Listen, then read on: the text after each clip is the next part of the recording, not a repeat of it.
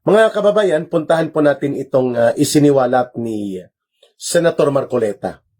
na kanyang binabanggit na si Senator Lacson. Siyempre, kasama dyan ang kanyang tandem, si Itbulaga Senator Tito Soto,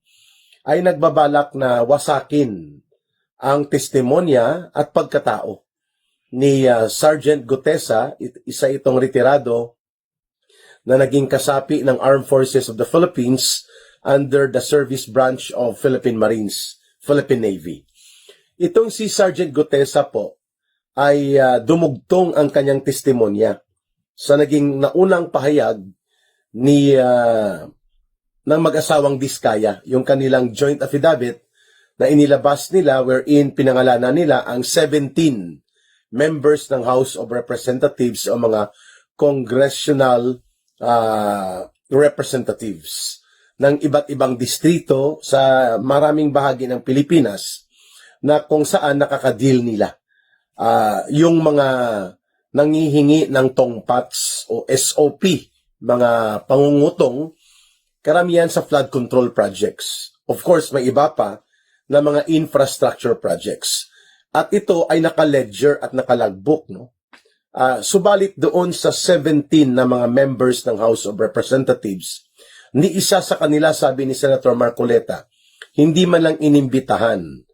o pinatawag na dumalo sa Senate Blue Ribbon Committee. Oo nga naman,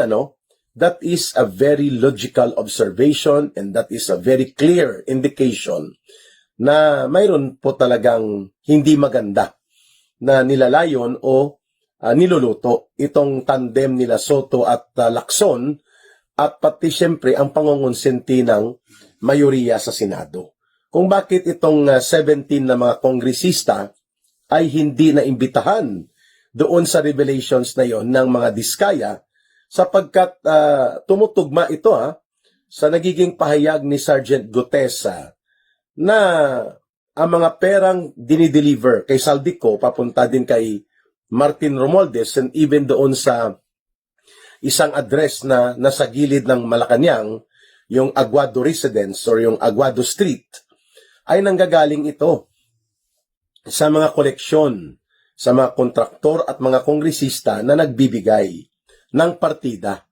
hinggil po sa mga maanumaliyang proyekto ng gobyerno na ninanakaw at dinodurubo